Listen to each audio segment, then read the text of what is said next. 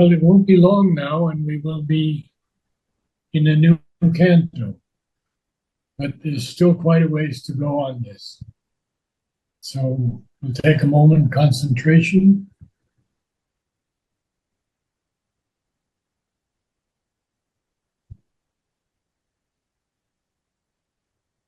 First, I want to wish everyone a very happy new year, filled with love and peace, and great inner progress.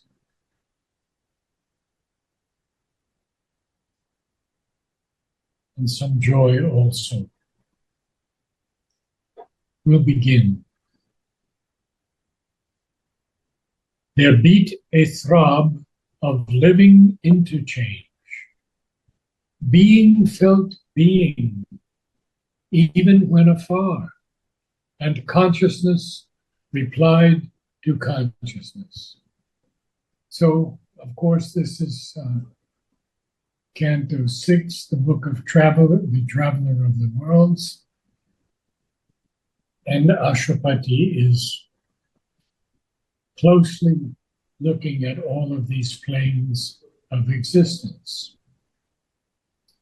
So in this plane, these kingdoms and godheads of the greater life, he is seeing that there is a beat of living interchange. Living interchange, very important, because it's not some far aspect in some cosmic environment, but it's a beat in this plane of existence. There beat a throb of living interchange. Being felt being, even when afar, and consciousness replied to consciousness. And I'd just like to quote a brief letter on yoga on consciousness, because it's used, it comes up so often in Savitri. In his letters on yoga, he says, consciousness is a fundamental thing, the fundamental thing in existence. It is the energy, the motion, the movement of consciousness that creates the universe and all that is in it. Not only the macrocosm, but the microcosm is nothing but consciousness arranging itself. So consciousness is not at all synonymous with mentality. It's a self-aware force of existence, Sri Aurobindo tells us. And the mentality is just a middle term.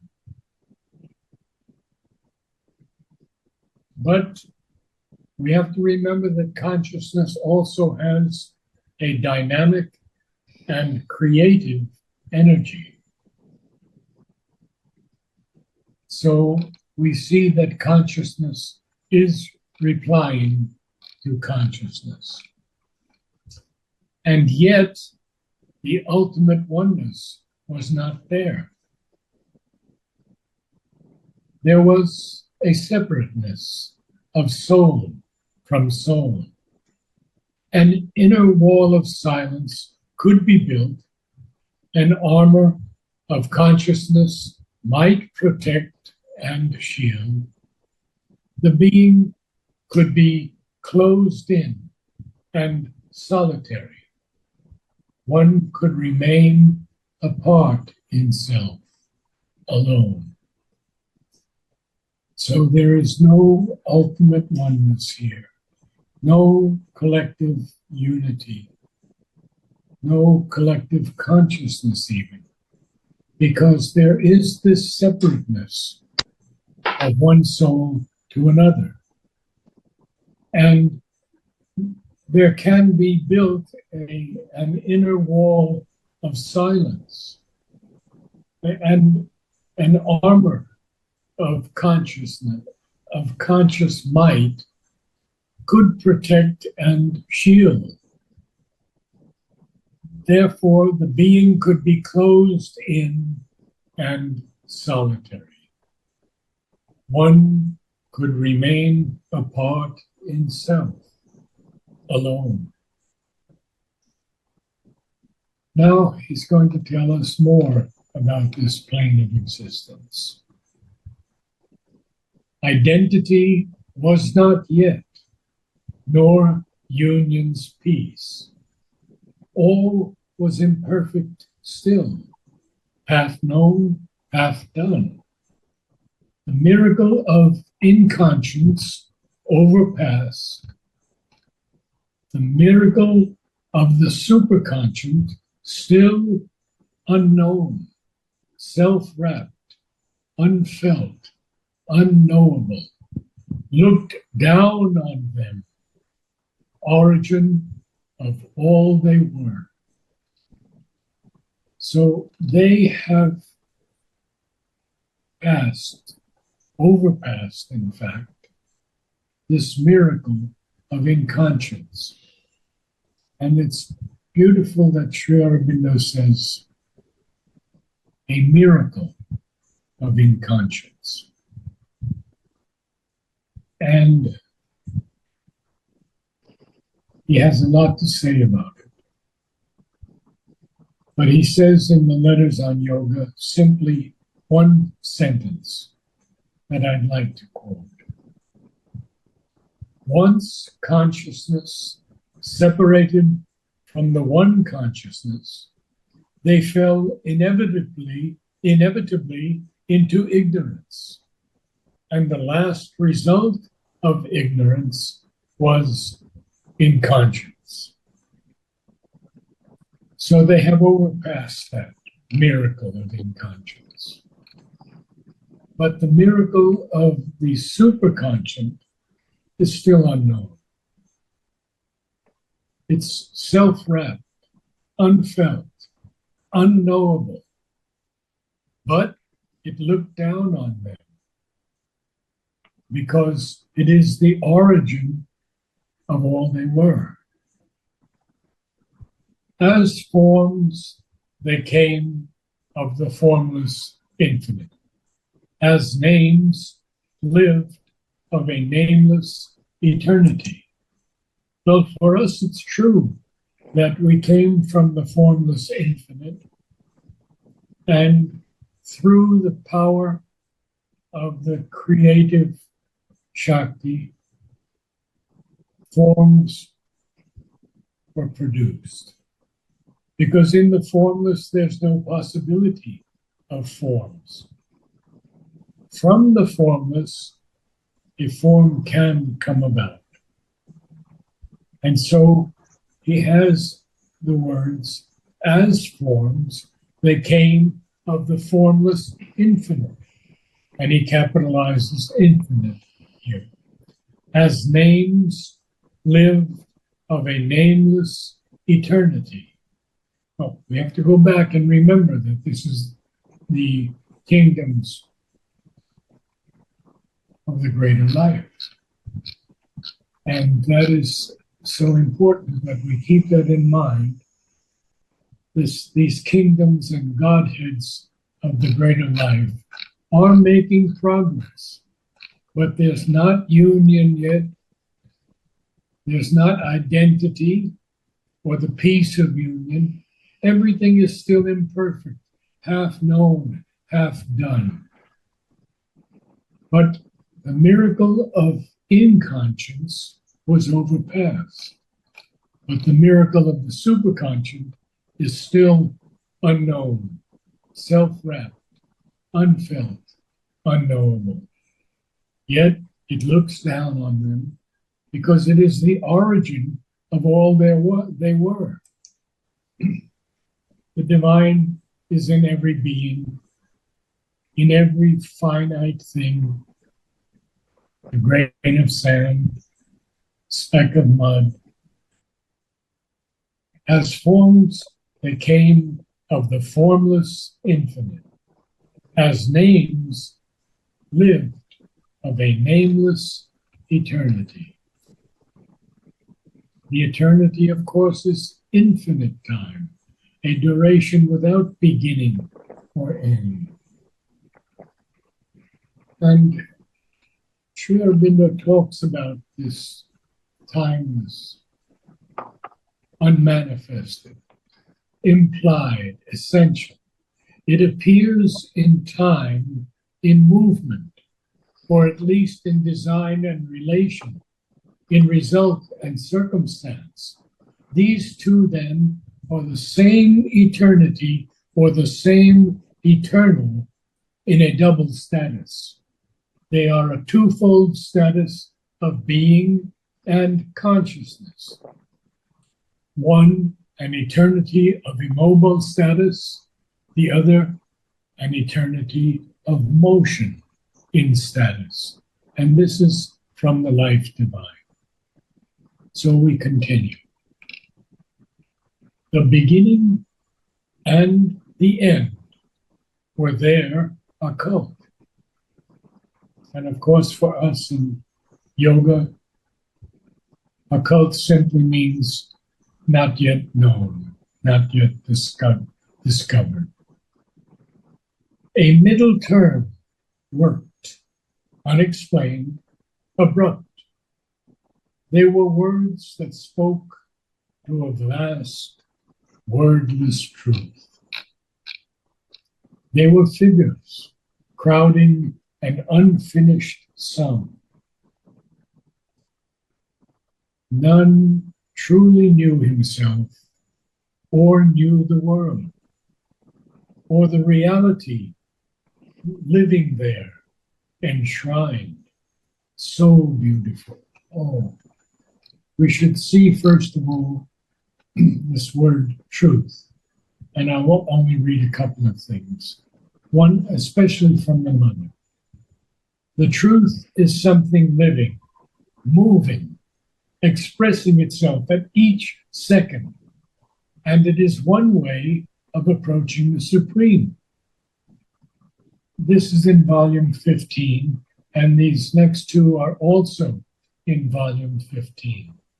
Where Mother says, the truth is not linear, but global.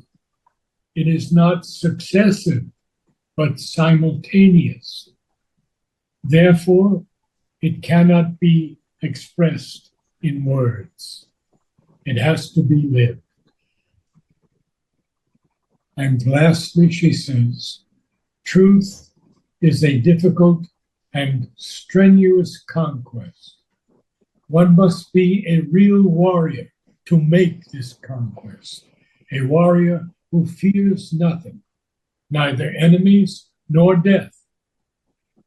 And then this very important line after the comma, for with or against everybody, with or without a body, the struggle continues and will end by victories. They were figures crowding an unfinished sum. None truly knew himself or knew the world or the reality living there enshrined. Only they knew what mind could take and build. So they really don't know the world at all. And they don't know the reality that is enshrined there and living there. Sri Aurobindo says that there is a reality, a truth of all existence, which is greater and more abiding than all its formations and manifestations. This reality is there within each thing and gives to each of its formations its power of being and value of being. From the Life Divine. And one last review. One last one from the Life Divine. An infinite existence, an infinite consciousness, an infinite force and will, an infinite delight of being is the reality secret behind the appearances of the universe. So now we can see that only they knew what mind could take and build. And this is mind in the more ordinary sense of the mind. It is not the proper mind, which is divided into three parts: thinking mind, dynamic mind, externalizing mind. Now, the former one is concerned with ideas and knowledge in their own right. The second, with the putting out of mental forces for the realization of the idea. The third, with the expression of them in life, not only by speech, but by any form it can give. Out of the secret supermind's huge store. So they can only know what mind can take and build out of the secret supermind's huge store. Now, this is very important.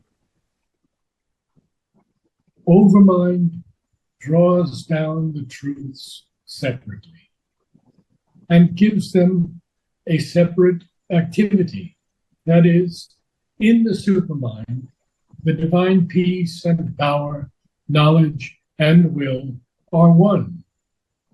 In the overmind, each of these becomes a separate aspect, which can exist or act on its own lines, apart from the others. And Vladimir, I have a quote from the Vedas. Well, it's actually mentioned in the Vedas in the Life Divine. It is the cryptic verses of the Veda that help us here, for they contain, though conceal, the gospel of the divine and immortal supermind. And through the veil, some illumining flashes come to us. We can see through these utterances the conception of this supermind as a vastness beyond the ordinary firmaments of our consciousness, in which truth of being is luminously one with all that expresses it, and assures inevitably truth of vision, formulation, arrangement, word, act, and movement, and therefore truth also of result of movement, result of action and expression, infallible ordinance or law, vast all-comprehensiveness, luminous truth, and harmony of being in that vastness, and not a vague chaos or self-lost obscurity. Truth of law and act and knowledge expressive of that harmonious truth of being. These seem to be the essential terms of the Vedic description. Can you come in a little bit, Vladimir, and speak to us? Right, thank you. Yes, such a beautiful quotation. This store, a huge supermind store, which is secret. It is open. Supermind is actually, according to the Vedic vision, is expressing the transcendental Satchitananda in the form of manifestation. So basically, why it is infinite and eternal, because transcendental Satchitananda is infinite, and whatever is being formulated in the supermind is also open to that infinity from above, which it brings into manifestation. So there is no end. This This is an unfinished sum. Why he says they were figures crowding an unfinished sum? Because it's always open to infinity, because of the supermind, from which mind draws. Yes, so it's an infinite creation. It's not something predestined, preconceived. It is in the making, constantly in the making. This is a wonder of these words. Yeah. Thank you. And we'll continue a little more. A darkness under them, a bright void above. Uncertain, they lived in a great climbing space. By mysteries, they explained a mystery. A riddling answer met the riddle of things. And see where this plane of existence is right now. We have seen it in previous pages where there was good, there was bad, there was an attempt at creation and a failure, and again another attempt. And now we see that there was a darkness under them and a bright void above. And this void, of course, is the supreme negation. But they lived uncertain in a great climbing space. By mysteries, they explained a mystery. A riddling answer met the riddle of things. Now, I would like to go to... There, I start from here, right? There beat a throb. Yes. There beat a throb of living interchange, being felt, being even when afar. And consciousness replied to consciousness. And yet the ultimate oneness was not there. There was a separateness of soul from soul. An inner wall of silence could be built. An armor of conscious might protect and shield. The being could be closed in and solitary. One could remain apart in self alone. Identity was not yet, nor union's peace. All was imperfect still, half known, half done. The miracle of inconscience overpast, the miracle of the superconscient still. Unknown, self-wrapped, unfelt, unknowable, looked down on them, origin of all they were. As forms they came of the formless infinite, as names lived of a nameless eternity. The beginning and the end were there occult, a middle term worked, unexplained, abrupt. They were words that spoke to a vast, wordless truth. They were figures crowding an unfinished sum.